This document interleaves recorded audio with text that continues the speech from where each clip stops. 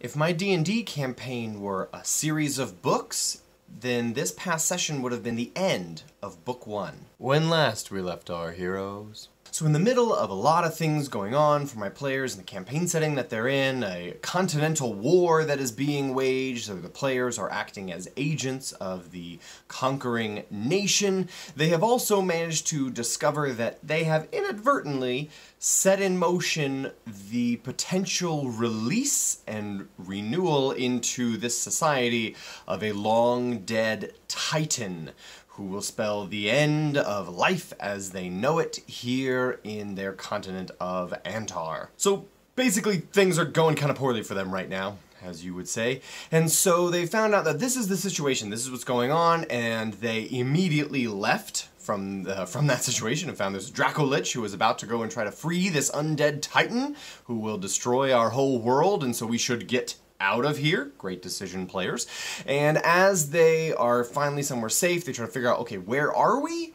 And what do we do next with this information? The players attempt to teleport to the nearby nation of Renora, and specifically the headwaters of a major river there, so that they could possibly find a sanctuary city for non-humans, but also maybe do some damage to the water supply of Renora to help their home nation conquer Renora as they're trying to do. And so they attempt to do that, they cast the spell Teleport, and it does not take them there. And they're trying to figure out, okay, where are we if we're not where we tried to be? They're looking around, they don't really know, it's coming towards nightfall, and so they decide, okay, let's make camp for the evening, and then we'll figure out what we're doing next tomorrow. We'll have a better insight on that. And while they're making camp, Horus, the cleric of the constellation Ursa, prays and meditates and tries to figure out who is Karshimis. Karshimis, they know, is the name of this undead Titan, and they're trying to figure out who is he, how was he originally imprisoned, and how might he get out. And his deity manifests herself in front of them in the form of, like, the flame from their campfire described, like, the flames turned black and the embers turned into stars and they coalesced. It was really cool imagery, actually. And Ursa tells the story of how the gods teamed up and were taking down the Titans one by one, and some of them could not be bound by death itself, and Karshimis was one of the first of those. And so the gods bound Karshimis somewhere in the heart of Antar, and they bound different things with dimensional anchors that are on different planes of existence.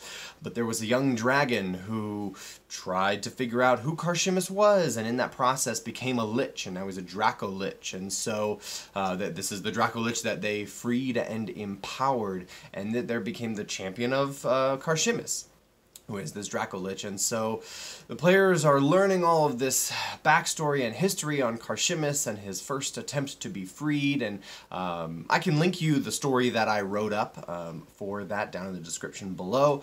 I'm not an author or anything, I just enjoy writing fan fiction for my own game because it's fun sometimes. So that's what they learn about. They figure out that the champion of Karshimis, this Dracolich, will be trying to discover the location of various dimensional anchors which hold in place Karshimis's mind, body, soul, strength, essence, things like that, and freeing Karshimis. And if he returns, the gods will not be here to stop him this time. And so the players need to figure out, what do we do now? How do we find out where these things are and try to stop the champion of Karshimis?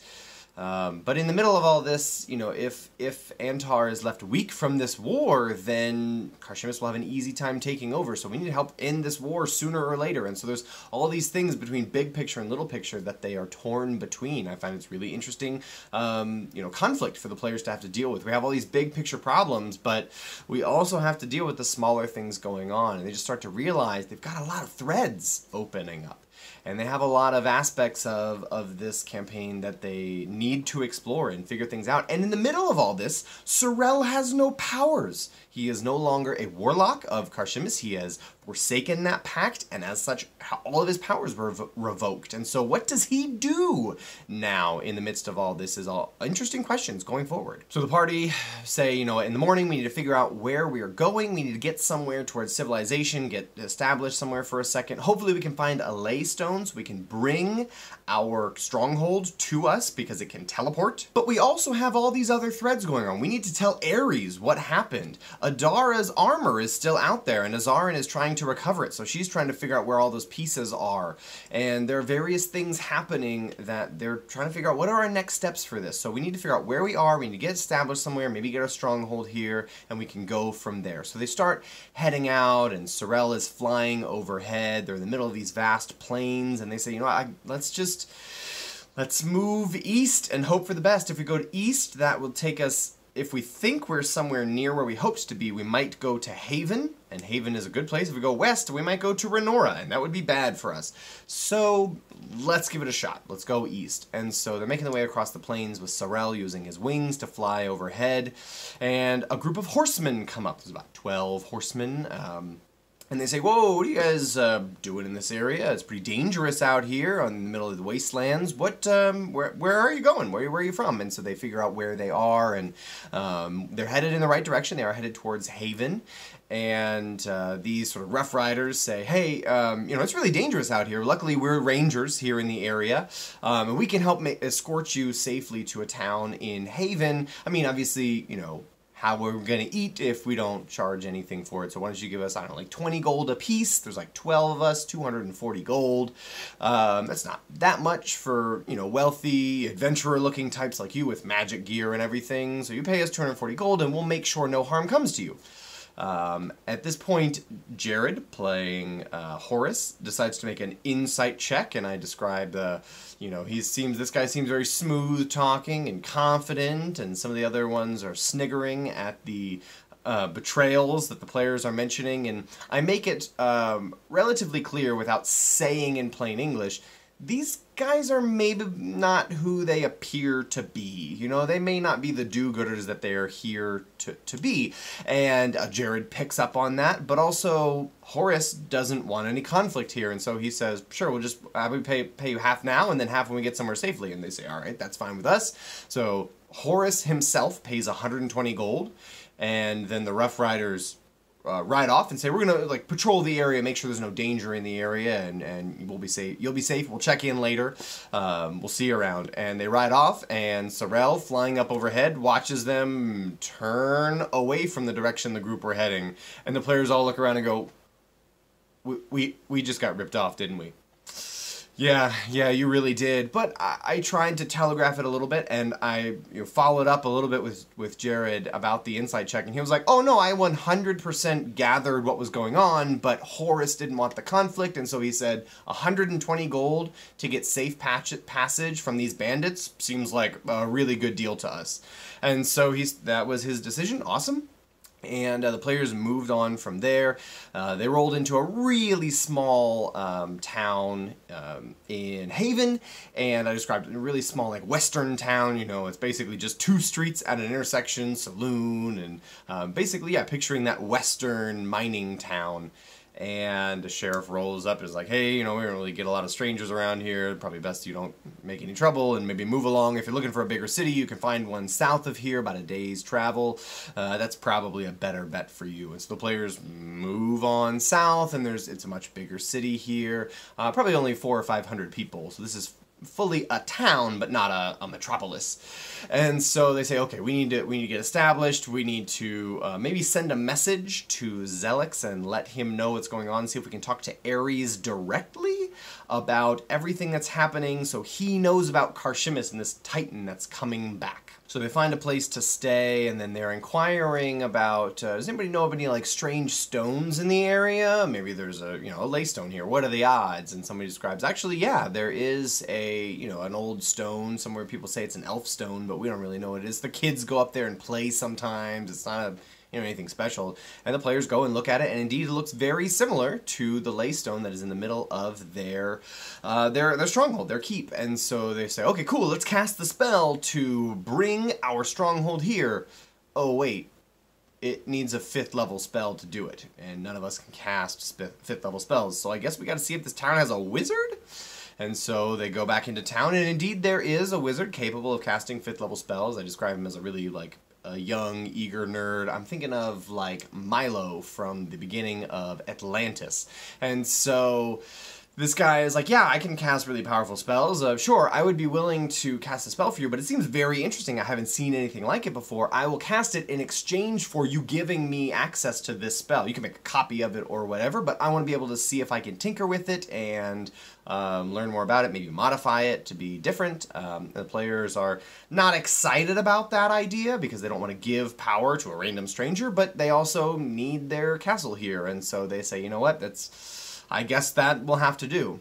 So they get their stronghold brought to them, and they say, okay, we got to contact home. We got to let them know everything that's going on, download all this information that we have gathered so far. So they send a message to Zelix, their contact, their mind flayer contact in the army, and say, you know, we may need to contact Emperor Ares. Can you get a hold of him for us? We need to talk to him directly. There's a lot of things going on that he should probably know about very quickly. And so Zelix replies, yeah, sure, just take your sending stone that I gave you and put it in the middle of the room and wait for a little while. And about an hour later, a hologram appears of Ares in the room. I've been watching a lot of Star Wars lately since Disney Plus came out, and so the hologram idea was just something that I'd been seeing a bunch and just wanted to do.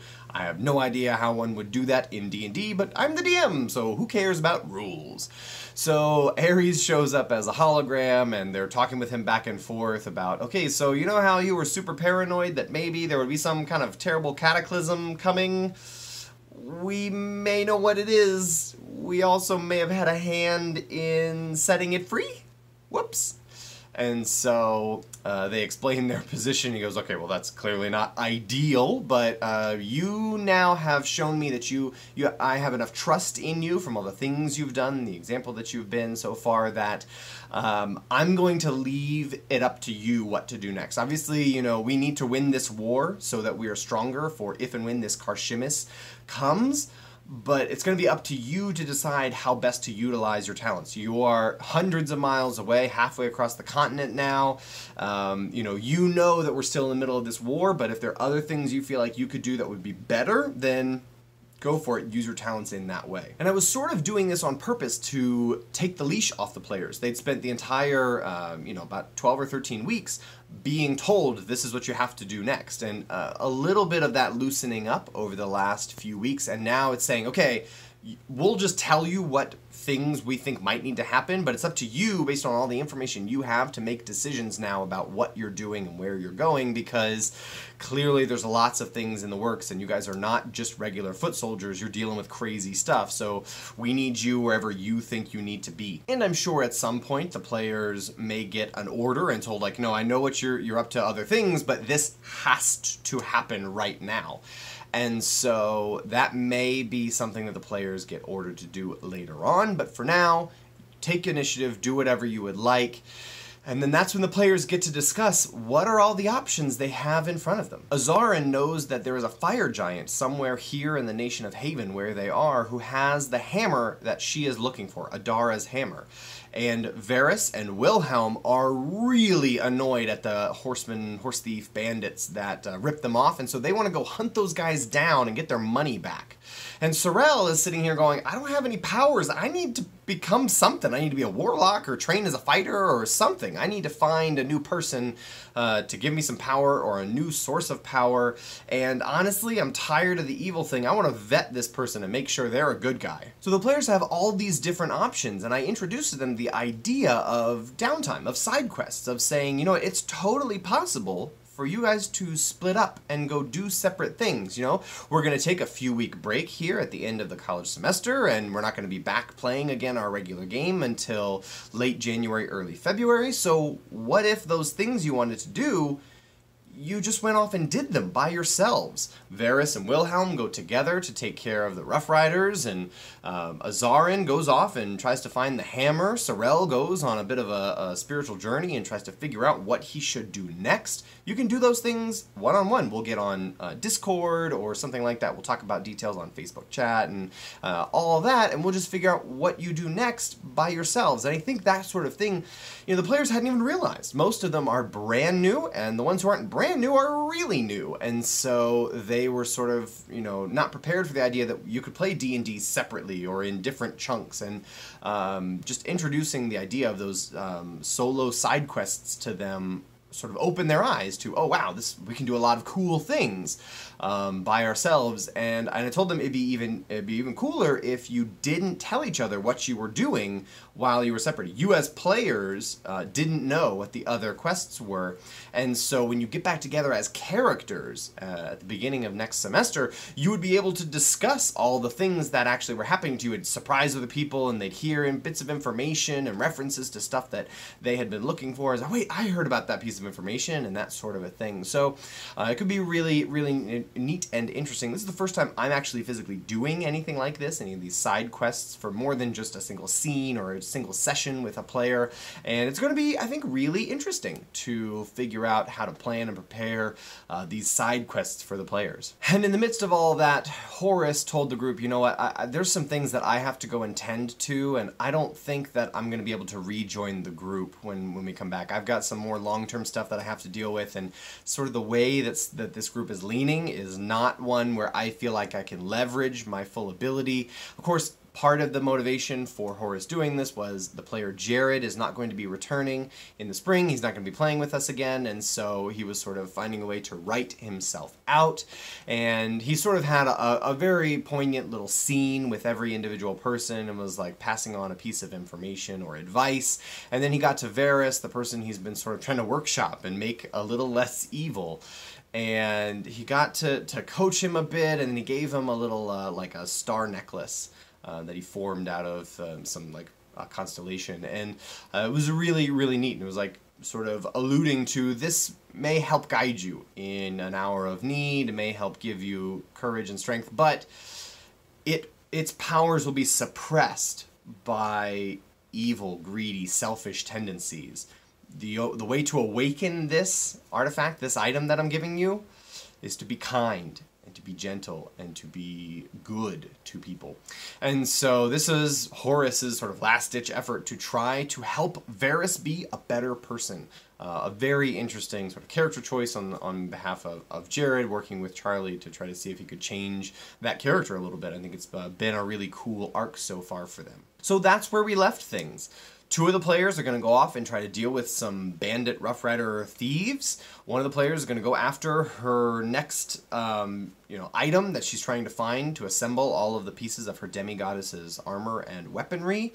And then Sorel, the former warlock, is going to figure out, what do I do next? Where do I go from here? And so it'll be interesting to make videos and update you fine folks about what has been happening with those solo adventures. I think there's going to be some really interesting things going forward. But yeah, this was the end of book one. They found, okay, this is what's going on. We have the setup for everything. We're doing pretty well. We've got some powers and abilities and some renown, but there's bigger fish to fry, so we have to worry about things going forward. As it just so happened, they're basically at the bitter end of level 8. And so they will hit level 9 in the middle of all their solo adventures, which will be neat.